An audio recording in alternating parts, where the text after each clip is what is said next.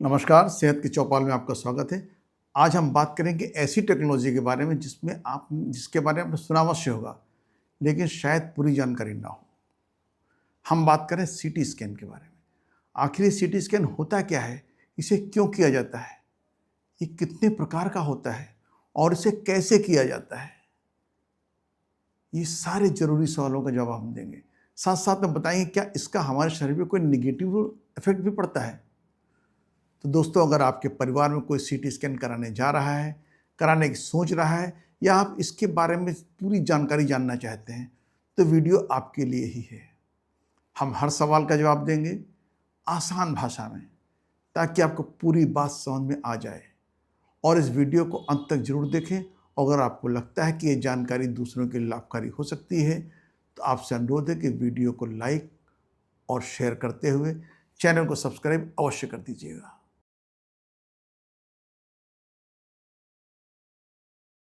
तो सबसे पहले बात करते हैं सीटी स्कैन आखिर होता क्या है। सीटी स्कैन यानी कंप्यूटेड टोमोग्राफी स्कैन एक ऐसी मेडिकल इमेजिंग टेक्निक है जो एक्सरे और कंप्यूटर टेक्नोलॉजी को मिलाकर हमारे शरीर के अंदर की तस्वीरें बनाता है। ये तस्वीरें इतनी ज़्यादा सटीक और इतना डिटेल में होती हैं कि डॉक्टर आपके शरीर के किसी भी हिस्से को, जैसे ब्रेन है, लंग्स हैं, हार्ट है, हड्डियां हैं, पेट के अंदर की 3D इमेज देख सकते हैं। ऐसा समझिए कितना इंपॉर्टेंट होता है। सामान्य एक्सरे सीटी स्कैन से काफ़ी अलग होता है। क्यों अलग होता है? क्योंकि एक्सरे तो सिर्फ हमको 2D इमेज देता है, लेकिन सीटी स्कैन मशीन आपके शरीर के चारों तरफ घूमती है और कई कोणों से, एंगल से, अलग अलग एंगल से तस्वीर लेती है। फिर कंप्यूटर इन तस्वीरों को जोड़कर एक 3D इमेज बनाता है। ये टेक्निक इतनी ज़्यादा शक्तिशाली होती है कि छोटी छोटी चीज़ जैसे ट्यूमर है, ब्लीडिंग पॉइंट है, हेयरलाइन फ्रैक्चर है बोन में, उसका भी पता लगा देते हैं। इस हेड इंजरी में पता नहीं कहाँ पर चोट है। जब तक सीटी स्कैन नहीं होगा तब तक पोजीशन नहीं मालूम होगी। ये सीटी स्कैन इसका हुआ और मालूम हुआ कि ब्रेन के किस पार्ट में इसको चोट लगी हुई है। उसी प्रकार से ये दूसरा सीटी स्कैन है, इसमें आप देख सकते हैं कि कहाँ पर चोट है। सीटी स्कैन ने कितना क्लियर बता दिया। सीटी स्कैन आपके लंग्स में भी अगर कोई ट्यूमर वगैरह उसकी सूचना भी आपको दे देगा। इसी प्रकार से किडनी स्टोन की जांच के लिए सीटी स्कैन सबसे मुफीद है। सीटी स्कैन का उपयोग कई तरह की स्वास्थ्य समस्याओं के निदान में उपचार के लिए किया जाता है। काफ़ी चीज़ें तो हम आपको पहले बता चुके हैं कहाँ कहाँ पर किया जाता है, उसी को फिर से डिटेल में थोड़ा सा बता रहे हैं। चोटों का पता लगाना, अगर किसी को सिर में चोट लगी है, हड्डी टूटी हुई है, इंटरनल ब्लीडिंग हो रही है या होने की उम्मीद है, तो सीटी स्कैन तुरंत स्थिति की गंभीरता को बताता है। स्पेशली रोड साइड एक्सीडेंट में या गिरने की स्थिति में अगर चोट लगी है तो सीटी स्कैन बहुत ज़रूरी हो जाता है। ट्यूमर और कैंसर की डायग्नोसिस के लिए सीटी स्कैन से ट्यूमर का पता लगाया जा सकता है, चाहे वो ब्रेन में हो, लंग्स में हो, पेट में हो। ये ट्यूमर के साइज, उसके स्थान, कितना फैल चुका है, इसके बारे में पूरी रिपोर्ट आपको देंगे। संक्रमण या बीमारियों में, फेफड़ों में निमोनिया, पेट में अपेंडिसाइटिस, किडनी में स्टोन जैसी समस्याओं का पता लगाने की सीटी स्कैन बहुत ज़्यादा उपयोगी है। हार्ट की ब्लड वेसल्स, सीटी एंजियोग्राफी नामक एक स्कैन से धमनियों में रुकावट, हार्ट की समस्याओं का पता चल जाता है। कितना आगे टेक्नोलॉजी है। आप सर्जरी की योजना, अगर डॉक्टर कोई सर्जरी करना चाहते हो, अगर उन्हें सीटी स्कैन पहले से मिल जाता है तो बॉडी के विभिन्न अंगों की एक्चुअल पोजीशन देख करके ऑपरेशन डिसाइड करते हैं। इमरजेंसी में ब्रेन स्ट्रोक, ब्रेन हेमरेज, अचानक सीने में दर्द जैसी इमरजेंसी में सीटी स्कैन तुरंत डायग्नोसिस बनाता है। तो दोस्तों, सीटी स्कैन एक तरह से डॉक्टर का सुपर पावर है जो उन्हें हमारे शरीर के अंदर की सच्चाई देखने में मदद करता है। विभिन्न हिस्सों की सीटी स्कैन, इन्हीं को देख करके हमारे रेडियोलॉजिस्ट अपनी रिपोर्ट फाइनल करते हैं और उस रिपोर्ट को हमारे ट्रीटिंग फिजिशियन या सर्जन के पास भेजते हैं, जिसको देखने के बाद में हमारे फिजिशियन या सर्जन हमारा ट्रीटमेंट बहुत ही सुगमता के साथ और सही ट्रीटमेंट कर पाते हैं, सही ऑपरेशन कर पाते हैं, जिससे पेशेंट की जान बचाना संभव हो जाता है। सीटी स्कैन के प्रकार के बारे में इस बात पर निर्भर करता है कि आप शरीर के कौन से हिस्से को जांचना चाहते हैं, जांच का उद्देश्य क्या है। आइए प्रमुख सीटी स्कैन के बारे में जानते हैं। Number 1, plain CT scan, non contrast CT scan कहते हैं। इसमें कोई डाई या कंट्रास्ट का प्रयोग नहीं किया जाता है। यह हड्डियों, फेफड़ों या सिर की चोटों जैसे ब्रेन हेमरेज, क्या या फ्रैक्चर का पता लगाने के लिए इसको किया जाता है। ये सबसे ज़्यादा पॉपुलर, सबसे ज़्यादा नॉर्मल और सबसे ज़्यादा तेज स्कैन है। Number 2, contrast CT scan. इसमें खास किस्म की डाई कंट्रास्ट एजेंट दी जाती है जो नस में इंजेक्शन के द्वारा या पीने के रूप में दी जाती है। ये ब्लड वेसल्स की जांच के लिए, ट्यूमर्स के लिए, अंगों को और स्पष्ट दिखाने में मदद करने के लिए इसका प्रयोग किया जाता है। उदाहरण के लिए पेट है, सीना है, ब्रेन है, इसका स्कैन जब कराना होता है। Number 3, high resolution CT scan, HRCT कहते हैं इसे। ये खासतौर पर फेफड़ों की बीमारियों जैसे फाइब्रोसिस, निमोनिया, ब्रोंकाइटिस के लिए किया जाता है। इससे बहुत पतली और विस्तृत इमेज मिलती है।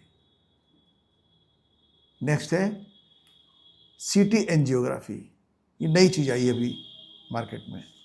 ये ब्लड वेसल्स और हृदय की जांच के लिए होता है। जैसे हार्ट में हमारी आर्टरी ब्लॉकेज हो रही थी, पहले एंजियोग्राफी करके पता करते थे, अब इसके जरिए CT एंजियोग्राफी कहलाती है। CT से ही मालूम हो जाता है। इसमें कंट्रास्ट डाई का प्रयोग किया जाता है। Number 5, multi slice CT scan एक अति आधुनिक टेक्निक है जो बहुत तेजी से हाई रेजोल्यूशन वाली इमेज देता है। इसमें देखिए ब्रेन और हार्ट का सभी जगह यूज़ करेंगे, इसमें भी हार्ट के लिए, ब्रेन के लिए, पूरी बॉडी के लिए इसको यूज़ कर सकते हैं। नंबर 6 पे आइए, specialize CT scan. Specialize CT scan जिसे नंबर 1 कोलोनोग्राफी, कोलन की जांच के लिए, CT यूरोग्राफी किडनी और आपके मूत्रवार की जांच के लिए, डेंटल CT दांतों के लिए और जबड़े की जांच के लिए इसका उपयोग किया जाता है। तो दोस्तों ये थे CT स्कैन के मुख्य प्रकार। अब हम बात करते हैं कि CT स्कैन कैसे किया जाता है। बहुत आसानी से आपको मैं समझाऊंगा, बस आप वीडियो देखते रहिए, आपको हर चीज़ लास्ट में क्लियर हो जाएगी।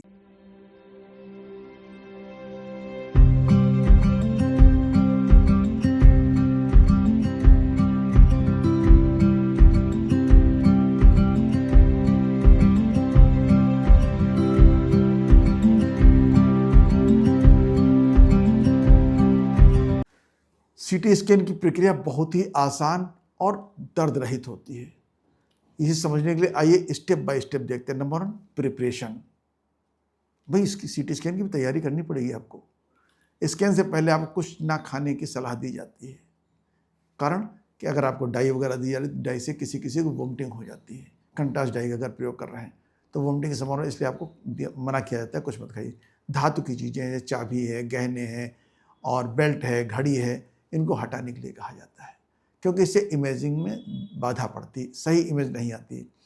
अगर कंट्रास्ट डाई दी जा रही तो उसे नस में इंजेक्शन के से या पीने के रूप में दिया जाता है। इससे आपको हल्की गर्मी, मुंह में अजीब सा स्वाद महसूस हो सकता है, जो एक सामान्य बात है। नंबर 2, स्कैनिंग प्रक्रिया कैसे होती है। आपको एक मूविंग टेबल पर लेटने के लिए कहा जाता है, जो CT स्कैनर के अंदर स्लाइड करती है। ये स्कैनर एक बड़ा डोनेट आकार का मशीन होता है। मशीन के अंदर एक्सरे, बीम्स और डिटेक्टर्स घूमते रहते हैं, जो आपके शरीर के उस स्पेसिफिक पार्ट की अलग अलग एंगल से तस्वीरें लेती हैं। आपको सेकंड की सांस रोकने के लिए कहा जाता है अगर आप हार्ट की या लंग्स की जांच करा रहे हैं तो, ताकि इसकी इमेज धुंधली ना हो। पूरी प्रक्रिया में 5 मिनट से 30 मिनट का समय लगता है, जो स्कैन के प्रकार और क्यों आप कराना चाह रहे हैं उसके ऊपर डिपेंड करता है।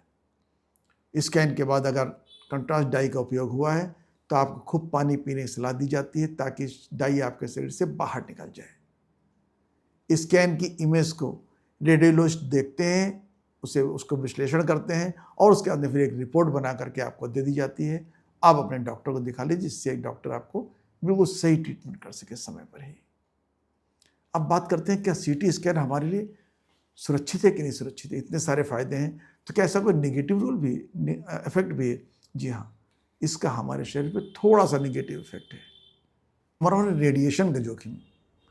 CT स्कैन में एक्सरेज का उपयोग होता है, जो रेडिएशन छोड़ता है। ये रेडिएशन सामान्य एक्सरे से काफ़ी ज़्यादा होता है, इसीलिए बार बार CT स्कैन करवाने से कैंसर का जोखिम काफ़ी ज़्यादा बढ़ जाता है, खासकर अगर स्कैन जल्दी जल्दी कराया जा रहा है तो। हालांकि 1 या 2 बार स्कैन कराने से कोई जोखिम नहीं होता है, और इसका जोखिम के चांसेस बहुत ज़्यादा कम होते हैं। इसके साथ साथ गर्भवती महिलाओं को सीटी स्कैन से बचने की सलाह दी जाती है, क्योंकि इससे आपके भ्रूण पर, एम्ब्रियो पे नुकसान हो सकता है। नंबर 2, कुछ लोग कंट्रास्ट डाई से एलर्जी होती है, जिससे उनके शरीर पर खुजली, चकत्ते, सांस लेने में परेशानी हो सकती है, इस तरह की शिकायत होने लगती है। किडनी के मरीजों को भी इसका ध्यान रखना चाहिए। अगर सीटी स्कैन कराने जा रहे हैं और अगर किडनी की समस्या पहले से है तो कम से कम अपने एक किडनी फंक्शन टेस्ट अवश्य करा लें, क्योंकि जो डाई दी जाती है, डाई किडनी पर थोड़ा नुकसान कर सकती है। और कुछ छोटे छोटे और भी जोखिम होते हैं, जिसको कुछ लोग जब बंद कमरे के अंदर, जब मशीन के अंदर जब जाना पड़ता है तो कुछ लोग घबरा जाते हैं। ये उनकी व्यक्तिगत प्रॉब्लम हो सकती है, मगर परेशानी तो परेशानी है ना। इसके अलावा कंट्रास्ट डाई लेने के बाद कुछ लोगों को हल्का सिर दर्द, मतली, चक्कर आना संभव है, जो आमतौर पर जल्दी ठीक हो जाता है। उसके लिए ज़्यादा परेशान होने की जरूरत नहीं है। मगर एक बात विशेष ध्यान रखिए, बच्चों में ज़्यादा सावधानी है। बच्चों में रेडिएशन का खतरा काफ़ी ज़्यादा होता है, क्योंकि उनके शरीर की कोशिकाएं तेज़ी से बढ़ रही होती हैं। इसलिए बच्चों का सीटी स्कैन तभी किया जाए जब बहुत ज़्यादा ज़रूरी हो। हमेशा अपने डॉक्टर को अपनी मेडिकल हिस्ट्री, जैसे एलर्जी, किडनी की समस्या के बारे में बता कर रखें। गर्भवती महिलाएं अपने डॉक्टर से सीटी स्कैन के विकल्प के रूप में जानना चाहें, जैसे अल्ट्रासाउंड करा लें, उससे अगर काम चल जाए, या एमआरआई पर चर्चा कर सकती हैं। बार बार सीटी स्कैन करने से बचें जब तक बहुत ज़्यादा ज़रूरी ना हो। तो आज हमने जाना कि सीटी स्कैन क्या है, ये क्यों होता है, इसे कैसे किया जाता है, कितने प्रकार का होता है और इसके नेगेटिव इफेक्ट क्या क्या हो सकते हैं। तो सीटी स्कैन एक काफ़ी पावरफुल, शक्तिशाली टूल है जो हमारी गंभीर बीमारियों का जल्दी से जल्दी पता लगाने में मदद करता है। अपनी सेहत का ध्यान रखें, नियमित जांच कराएं, संतुलित आहार लें और व्यायाम करें, जिससे कई बीमारियों को रोका जा सकता है। अगर आपके मन में सीटी स्कैन से जुड़ा कोई सवाल है, जैसे इसकी लागत, किसी खास बीमारी में इसका उपयोग, तो कमेंट में जरूर पूछें, हम आपको उत्तर अवश्य देंगे। तो दोस्तों, अगर आपको अपने सारे सवालों के जवाब मिल गए हों, आपको जानकारी उपयोगी लगी हो, तो वीडियो को लाइक करें, अपने दोस्तों परिवार के साथ शेयर करें और हमारे चैनल को सब्सक्राइब करना ना भूलें।